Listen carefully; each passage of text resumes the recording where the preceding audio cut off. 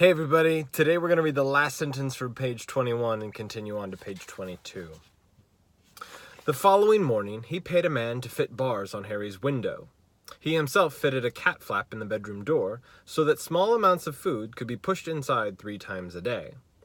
They let Harry out to use the bathroom morning and evening, otherwise he was locked in his room around the clock.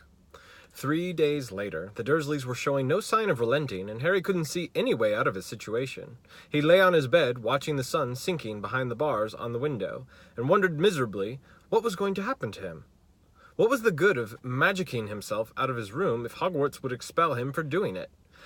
Yet life at Privet Drive had reached an all-time low. Now that the Dursleys knew they weren't going to wake up as fruit bats, he had lost his only weapon.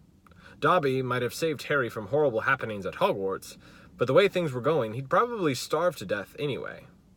The cat flap rattled and Aunt Petunia's hand appeared, pushing a bowl of canned soup into the room.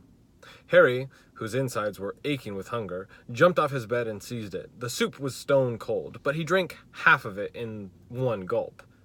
Then he crossed the room to Hedwig's cage and tipped the soggy vegetables at the bottom of the bowl into her empty food tray.